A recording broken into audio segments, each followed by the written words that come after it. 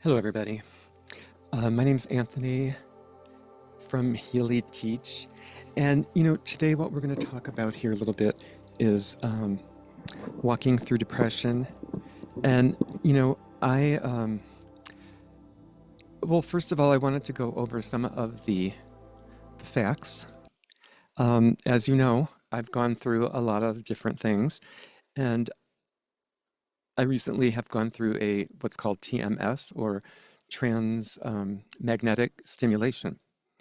And this is the second time of going through it. So we'll see. I'm excited and hopeful about it, that it's going to be longer lasting than it was, because I've already done it once. And I felt like there was a lot of benefit, which is why I did it again. And I would highly recommend it for anybody that's going through this, or knows anybody that's going through it, because it's really important to know what's out there. And, the other thing I wanted to just say is that, there are a lot of good resources out there. One is the National Institute of Mental Health, where there are websites, they have meetings, peer support, all kinds of things like that you can connect to. There's also something that probably a lot of people don't even know about, but it's called Emotions Anonymous. And it is a 12-step program for people that have emotional issues, or, just get upset easily and have a hard time either focusing or containing or whatever it is. And it's basically the 12 steps on how to work with people and how to work with yourself, really, and to get to a better place. So I wanted to mention that because I have used it several times, and actually, been years since I actually went to a meeting, and I went to one last week, and it was really nice to see that it's still there.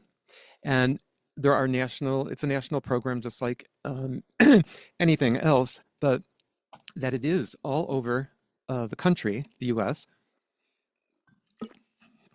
and it's available. So I would highly recommend people to go ahead and look for that, or do a search for Emotions Anonymous. I probably have the site, which I'll also put a link to, and I'll put a link to the National Institute of Mental Health, because it's really important that people know where to go. I think that I did put a couple things in, a couple links for some things, for information, but I think it's really important that people know where they are and where to find them. But, everybody knows about Google today. You go down Google and you look for everything, right? So, but I thought there were a couple different things here that I needed to talk about. And one of them is how prevalent these are statistics from 2021. And it shows the major depressive episodes of U.S. adults aged 18 and older was 8%, an estimated 21 million adults in the U.S. has had at least one major episode of, depressive episode. And that's a lot of people. It's actually even more than that when you start looking at the age range. So the age range from 18 to 24 is about this 8.3%. But there is also a lot of impairment with people that are 18 and older and between 25 and have had these severe depressive episodes. And 61% of the adults 18 and older had at least 1 to 2 major episodes. And among the individuals, major depressive episodes with severe impairment, an estimated 74.8 actually received treatment. So that's a fairly good number, considering, depending on what their state of function was. But, the numbers are big when you start looking at it. And when you start looking at the episodes among adults, adolescents, and especially between this age group from 18 to 25, I think it's really important that people understand that there is a lot of dysfunction out there. And, and especially during what we had when COVID, the the COVID um, whole thing with COVID and the epidemic really kicked it up into another notch. Um, and the demographics are even different for that. But one of the things the reason I wanted to talk about it is because the name of my little episode here is called Walking Through Depression, because I want people to understand that, I used to think that, oh, it's just part of my life, or um, it's not a big deal. Well, guess what? It's a big deal because it usually never goes away. And if people think it goes away, well, it might go away temporarily. But I think what I've learned is that we have to work with ourselves on this and find out what works for us, because we all have different things that work for us and that don't. And so my thing is to just be able to help people to find their way and maybe point them in the right direction. Maybe one thing I say will direct people, maybe not, maybe nothing, I don't know. But my idea of doing this is to, help people get a handle on what's going on for them, and to see if they can um, create a better life for themselves. I mean, that's the whole idea. So it can have a huge effect on you, on your life, um, on your physical health, your mental health, and it can actually weaken your immune system, cause inflammation, and you can have heart disease. You can get conditions like heart disease, and a lot of people get digestive problems from it. They're taking all kinds of anti acidic pills and things like that, to the antacid chewables, Tums, and all the different types out there are making a fortune off of people with stomach issues related to anxiety, depression, being upset. So the other thing is about, it isn't just about the anxiety or the depression, it's like what it can do to the physical. And I think that's kind of why I've always been interested in the physical body. Even when I was younger, I remember in grade school, I used to be drawing the physical body. I always liked it in health class. I should have become a nurse a long time ago, but that wasn't my focus then. My focus became, working with alternative health and things like that. And that started for me more in my early to mid 30s. And I think it could have been different, but that's the road I took. Um, and but here's the reason I want to talk about it, is because it was because of the depression and the anxiety that I actually got into the alternative field, or the field of massage, which actually opened up another doorway into energetic healing, spiritual healing, and all kinds of things. Um, and the reason I did that was because of how it made me feel. Because of being a sensitive person as I am, I was actually trying to manage the emotions, the feelings, the sensitivities way back then. I didn't know what I was doing, but I knew what I needed. And, it wasn't until that I did get a lot of professional help and direction from different counselors and people over the years, and especially that year, because I just became very dysfunctional one day and just was unable to even go to work that day. And I found out by going and getting the massage, by going and taking care of myself, that it made a huge difference in how I felt, and a huge difference in how I dealt with the people around me. And I think that was the biggest thing I learned about it. And that's why I actually ended up going into it, because I felt like I could help a lot of people, you know? Um, and that's why I did it.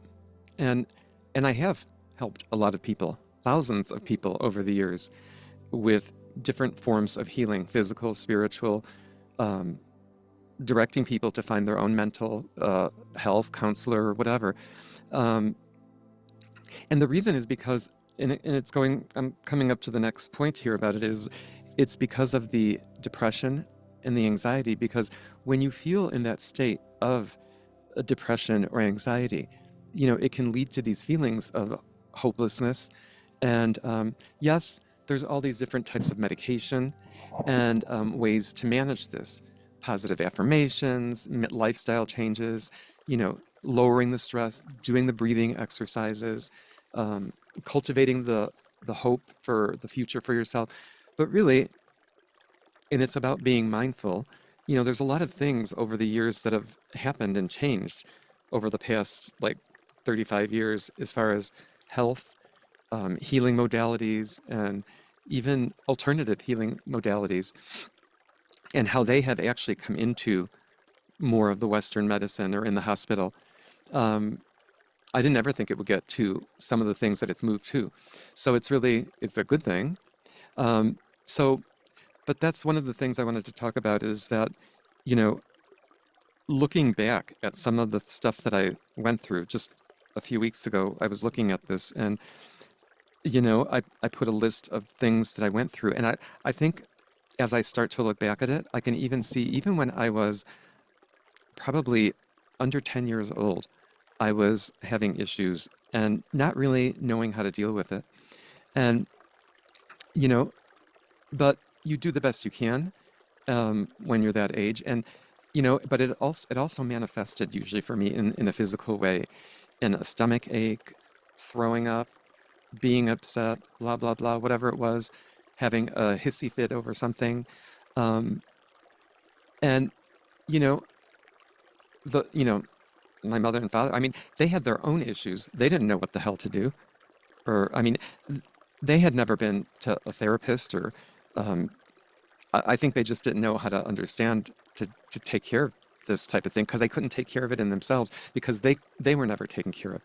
And it goes back to that circle backward. It's the ancestral healing links that where we come from. And when we realize that we're just the products of our own upbringing, of how we were raised, but we can only change that for ourselves and making those changes on a daily basis.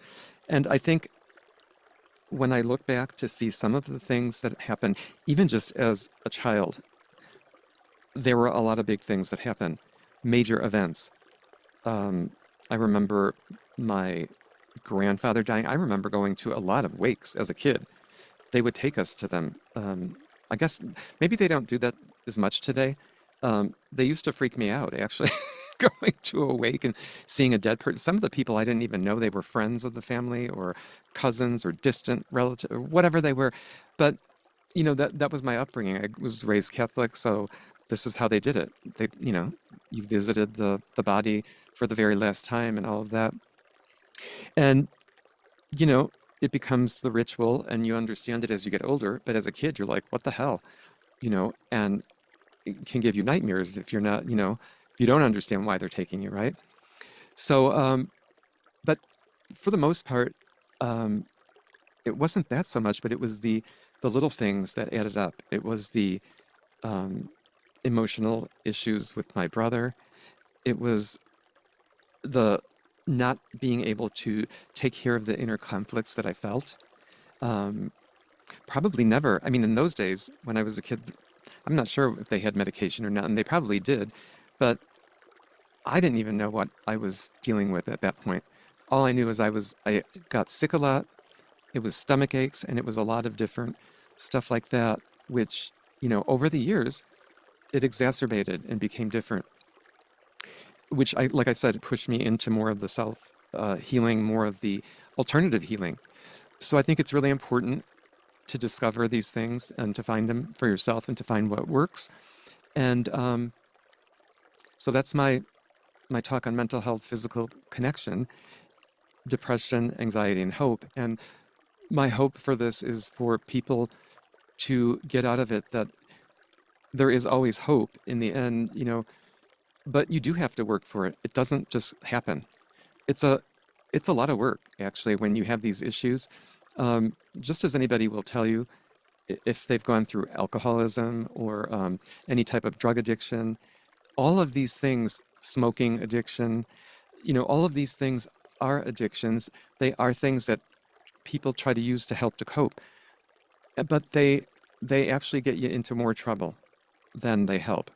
So that's why there are all the programs. And like I said, the Emotions Anonymous is another good one that I'm going to put in the link.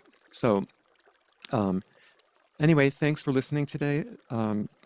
And I know that the topic is um, can be very disturbing for people because nobody really wants to, who the hell wants to talk about your mental health and physical connection to it? Not really too many people. Who wants to talk about their anxiety and the hope of, or what they've gotten out of it? I mean,